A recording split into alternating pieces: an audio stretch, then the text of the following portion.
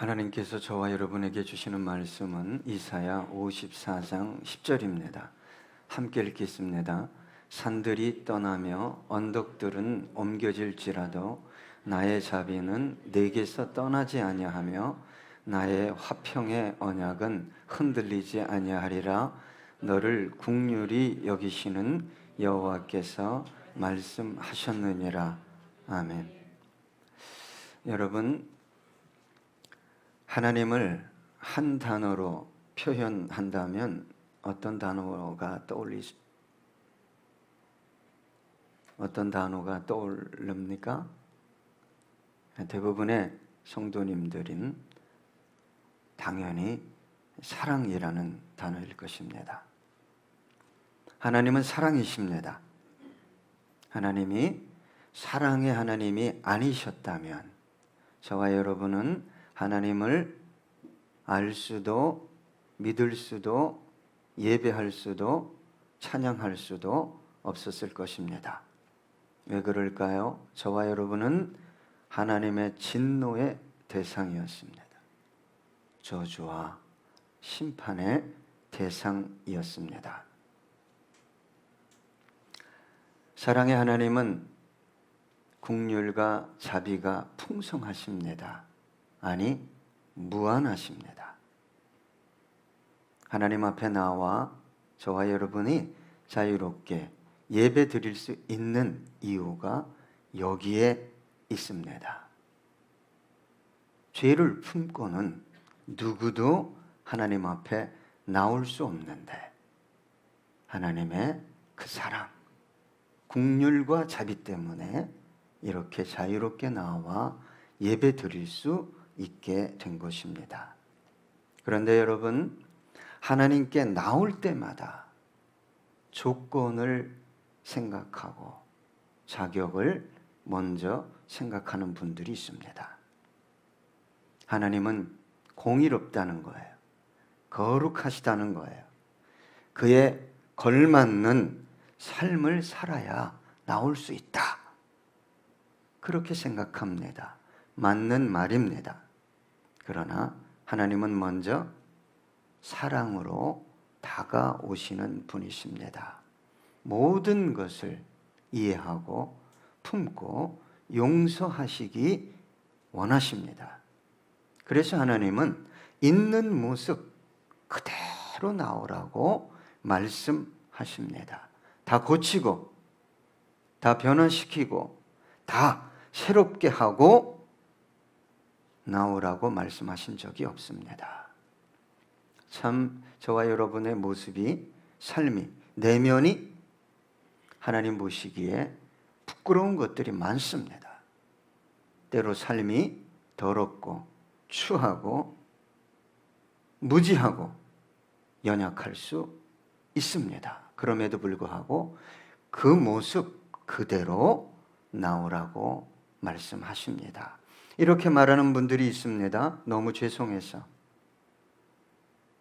예전에 예수를 좀 믿었던 분인 것 같아요. 제 삶을 좀 정리하고 나가겠습니다.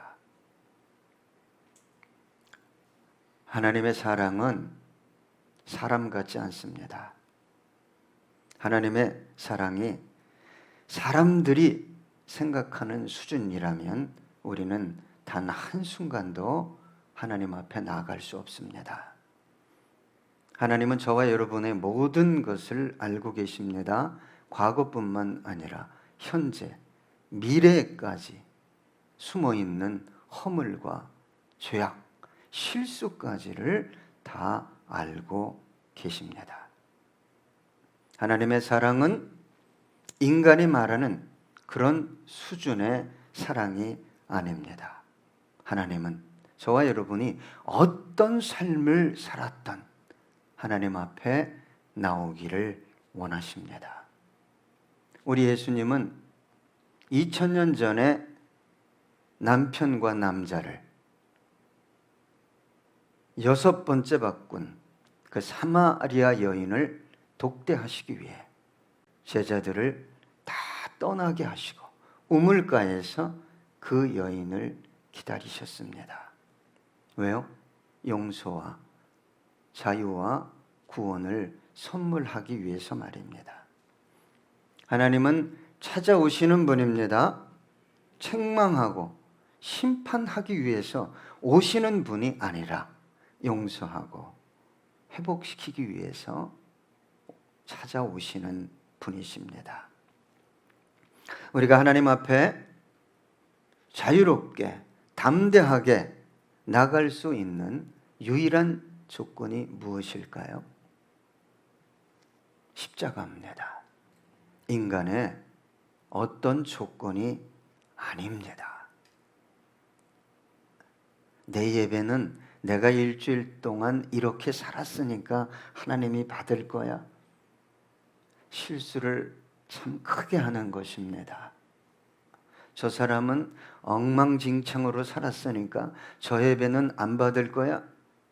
큰일 날 소리입니다.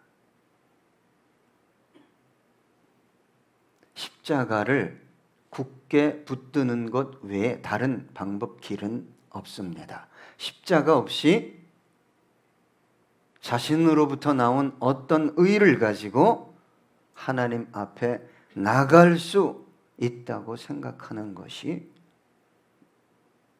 엄청난 죄인 것을 알아야 합니다. 우리의 숨겨진 죄악, 모순으로 가득한 자아를 덮는 십자가 때문에 하나님 앞에 나아갈 수 있는 것입니다. 사람들의, 심지어 자신의 가치관, 삶의 기준에 길들여져 있는 저와 여러분은 하나님의 긍휼과 자비를 바라볼 때에도 그 기준을 내려놓지 못합니다. 물론 사람들의 기준이 옳고 바를 때도 있습니다. 그러나 그 기준에 근거해서 하나님 앞에 나올 수 있다, 없다를 결정하는 것은 하나님의 사랑, 자비, 긍휼을 심각하게 훼손하고 왜곡시키고 비하시키는 것입니다. 어떤 수준으로 만드는 것입니까? 인간의 수준으로 만들어 버리는 것입니다. 여러분, 하나님의 긍휼과 자비는 받을 만한 자격이 있기 때문에 받는 것이 아닙니다. 받을 만한 조건이, 자격이 전혀 없음에도 불구하고 죄인에게 부어지는 하나님의 호의, 선물인 것입니다. 하나님의 사랑이 완벽하게 나타난 곳은 십자가입니다. 십자가는 하나님의 사랑의 완성이요, 확증입니다. 여러분, 하나님의 사랑을 알기 원한다면, 정말 깊은 그분의 사랑을 알기 원한다면 뭘 바라봐야 되죠? 십자가입니다. 자신의 문제를 바라보고, 상황을 바라보고, 몇 푼의 돈을 바라보고, 성공했니 안 했니를 바라보면서 하나님의 사랑을 확인하려고 할 때 신앙이 심각하게 왜곡되기 시작하는 것입니다. 로마서 5장 8절에 보면 우리가 아직 죄인 되었을 때 그리스도께서 우리를 위하여 죽으심으로 하나님께서 우리에 대한 자기의 사랑을 확증하셨느니라. 요한일서 4장 10절입니다. 사랑은 여기 있으니 우리가 하나님을 사랑한 것이 아니요 하나님이 우리를 사랑하사 우리 죄를 속하기 위하여 화목제물로 그 아들을 보내셨음이라. 여러분, 십자가를 바라보면서도 하나님의 사랑을 알 수 없다고, 확인할 수 없다고 그렇게 말하는 사람은 하나님의 사랑을, 십자가의 사랑을 경험하지 못한 사람이거나 자신을 은혜의 법 아래 둔 것이 아니라 율법 아래 둔 사람입니다. 십자가에서는 끝없는 용서의 샘물이 흘러내립니다. 하나님은 십자가 앞에 나오는 모든 영혼을 끝없이 용서하기로 작정하신 분입니다. 너 또 나왔냐? 야, 너 그렇게 살고 또 나왔어? 이제 그만 나와라. 이렇게 말씀하시는 분이 아닙니다. 죄를 끝없이 수없이 번복해서 짓게 됩니다. 저와 여러분이. 그래서 이렇게 얘기해요. 벼룩도 낯짝이 있지. 이젠 정말 하나님 앞에 나아가서 용서를 구하기도 부끄러워. 나갈 수가 없어요. 라고 말하는 사람은 하나님의 자비와 긍휼의 깊이, 그 무한함을 모르는 사람입니다. 인간인 베드로에게도 누가 너에게 실수하면, 잘못하고 용서를 빌면 70번씩 7번이라도 용서하라고 말씀하셨습니다. 여러분, 하나님은 십자가를 붙들고 나오는 영혼에게 완벽한 의의를 뒤집어 씌워 주십니다. 너 내 자녀야. 결코 하나님의 용서, 긍휼, 자비를 거두는 법이 없습니다. 이것이 우리의 영혼을 살리는 것입니다. 이 은혜를 경험하지 않고, 매 순간 경험하지 않고 신앙생활은 열심히 하는 분들의 위험성이 뭐냐? 율법에 빠지는 거예요. 자기 의와 교만에 빠지게 됩니다. 자유가 없어요. 사람을 바라보는 것도 자유가 없습니다. 자신을 바라보는 것도 자유가 없습니다. 여러분, 생각해 보십시오. 죄가 없거나 죄를 짓지 않는 사람이 있습니까? 나는 죄가 없어. 예수 밖에 있는 분들이 좀 자기 의를 가지고 그렇게 얘기하는 것입니다. 자기가 생각할 때 죄가 없는 것이지, 하나님 보시기에는 하나님의 자녀가 된 저와 여러분 모두가 하나같이 용서받은 죄인일 뿐입니다. 그래서 십자가의 은혜는 예수를 처음 만났을 때뿐만 아니라 지금도 세월이 20년, 30년, 50년 지난 지금도 동일하게 필요한 것입니다.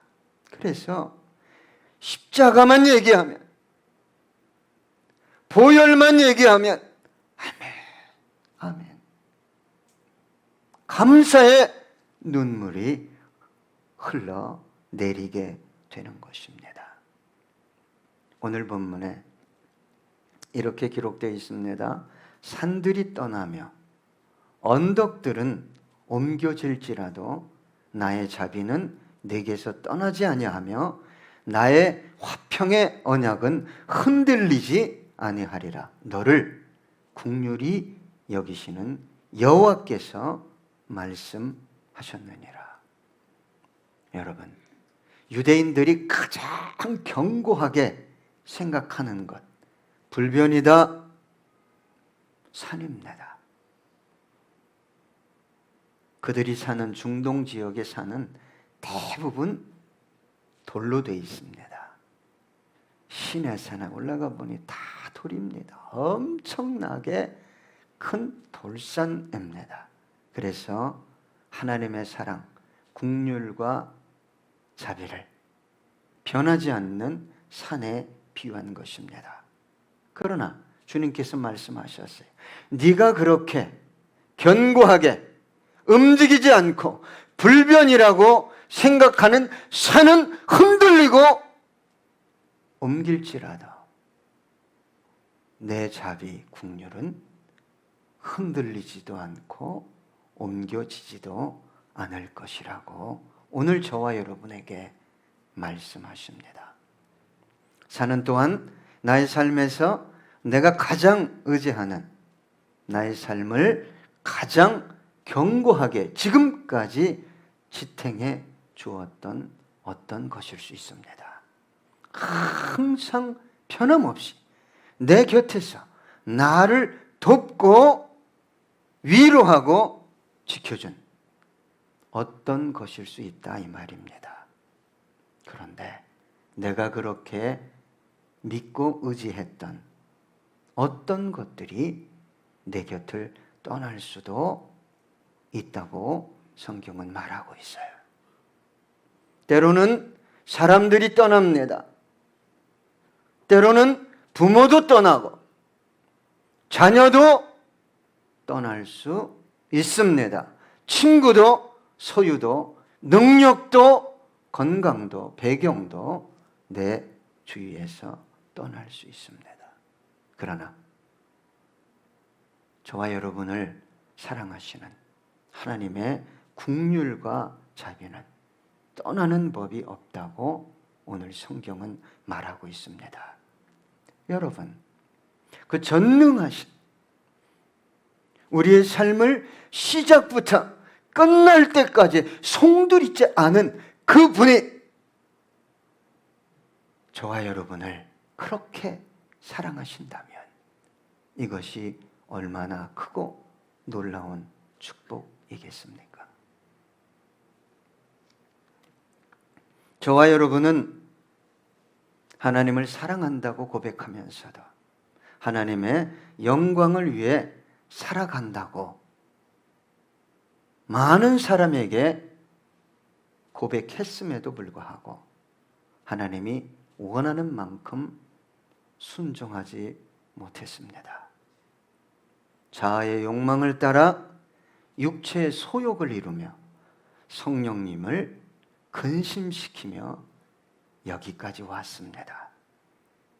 때로 삶이 힘들고 어려울 때는 원망하고 불평하고 남들보다 여유가 있을 때에는 주님을 멀리하며 세상 영광을 쫓아가는 본성 자아를 쫓아 살며 여기까지 왔습니다. 그럼에도 불구하고 하나님은 오늘 말씀하십니다.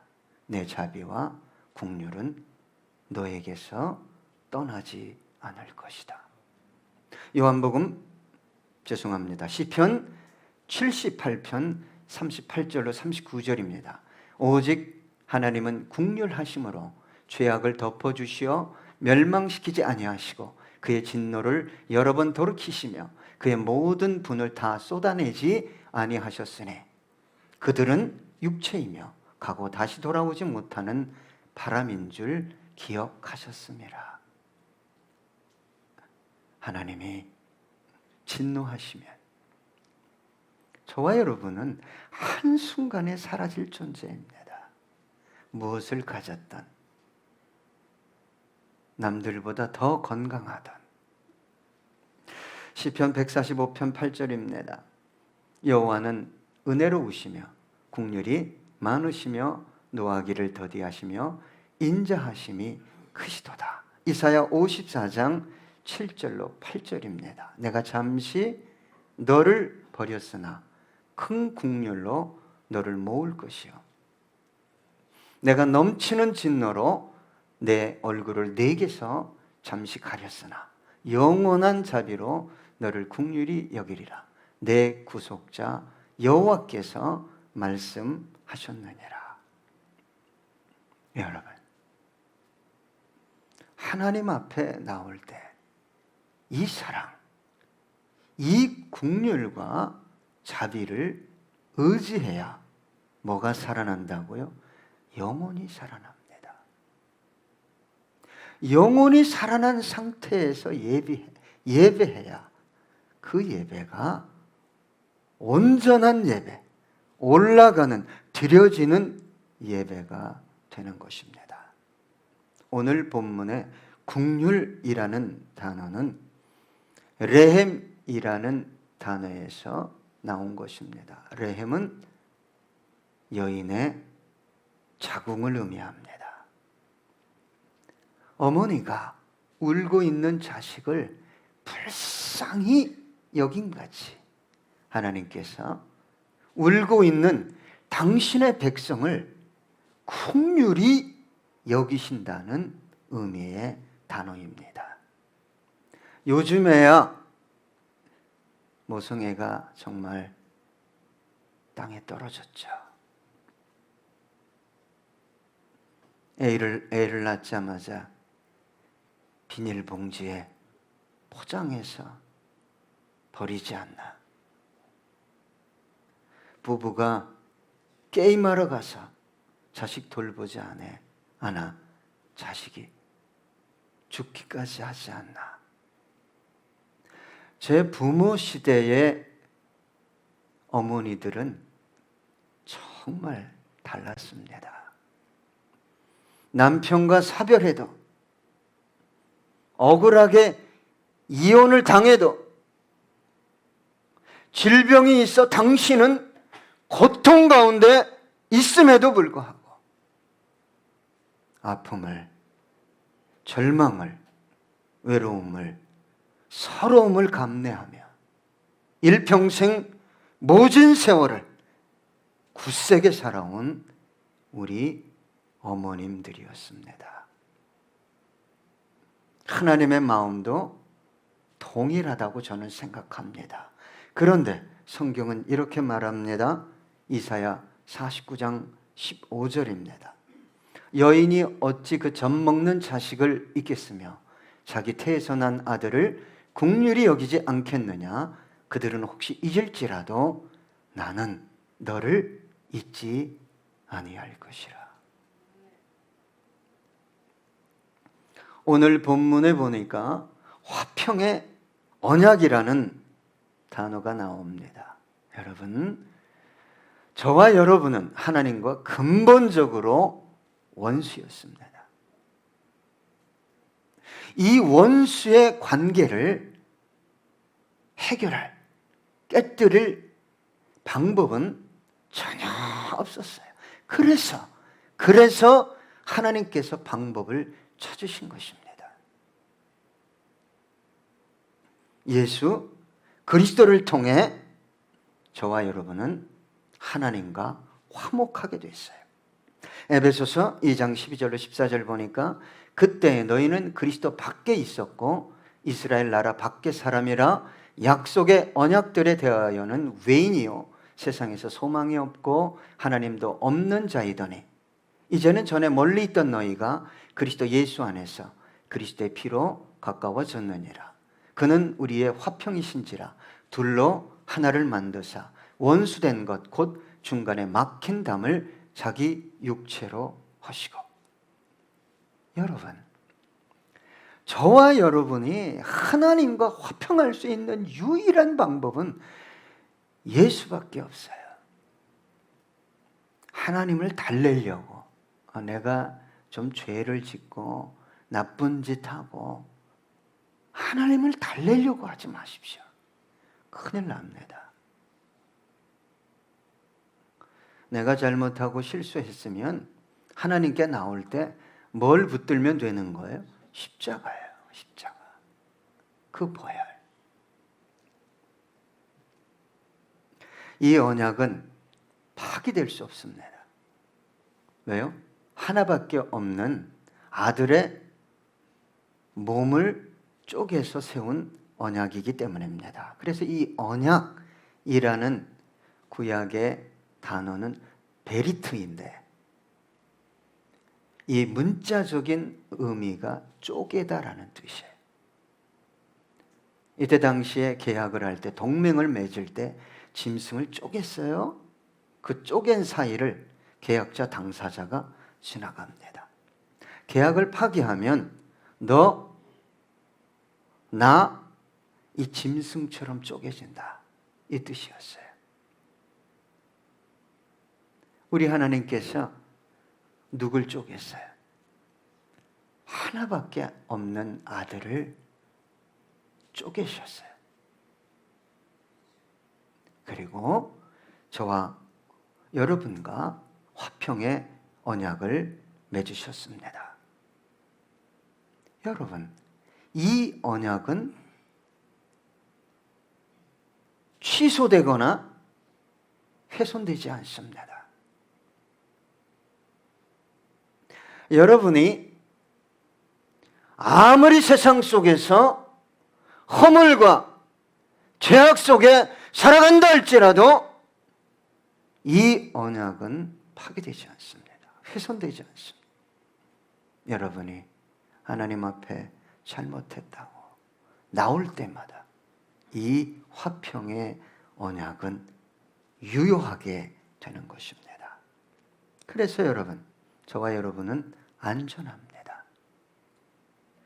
오늘 본문에 자비라는 단어가 나옵니다. 이 자비는 헤세드라는 단어입니다. 언약에 근거한 불변의 사랑입니다. 뭐에 근거했다고요? 언약.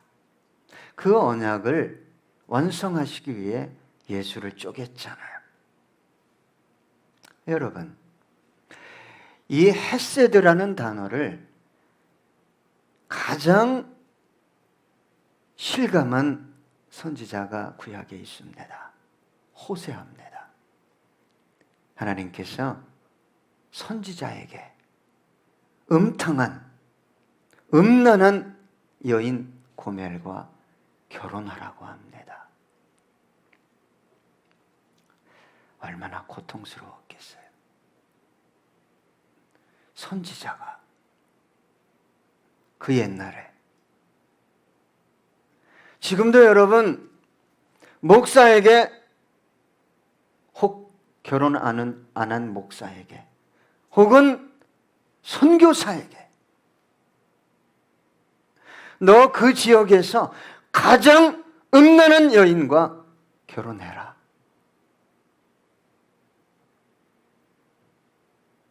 그랬다면 저 같으면 사탄아 물러갈지어다. 대끼 이놈아, 하나님이 그럴 리 있냐. 그것도 세게 했을 거야.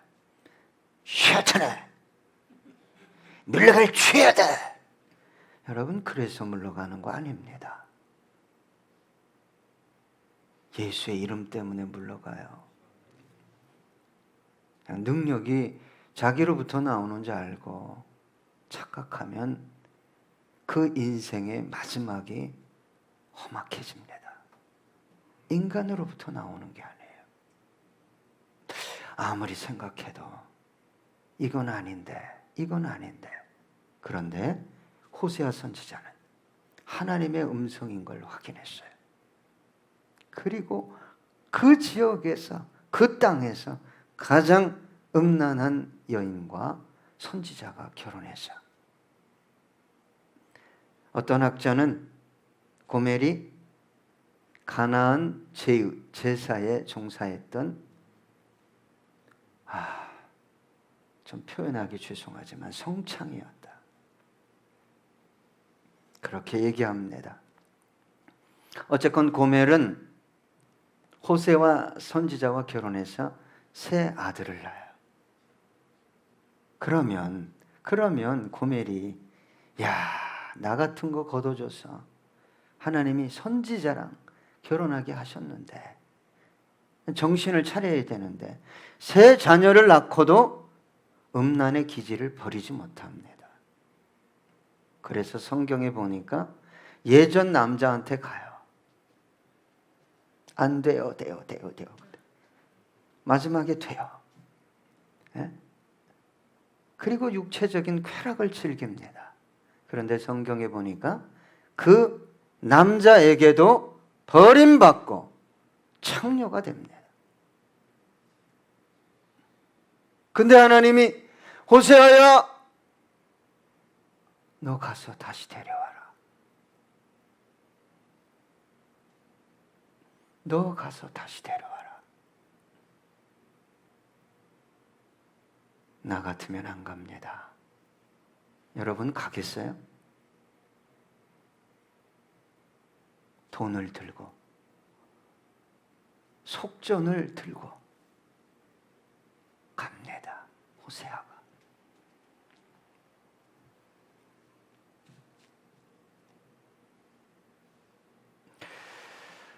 고멜은 하나님을 배반한 이스라엘을 의미합니다.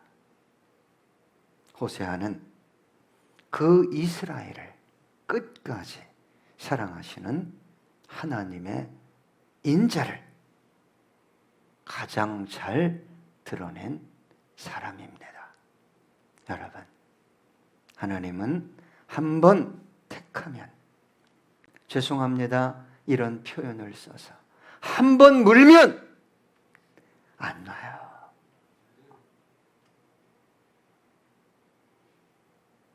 여러분의 의지 때문에 안전한 게 아닙니다. 요한복음 14장 1절 보니까 유월절 전에 예수께서 자기가 세상을 떠나 아버지께로 돌아가실 때가 이른 줄 아시고 세상에 있는 자기 사람들을 사랑하시되 끝까지 사랑하시니라. 배신할 거 알았어요. 팔아먹을 거 알았어요. 하나하나 발을 닦아줬습니다.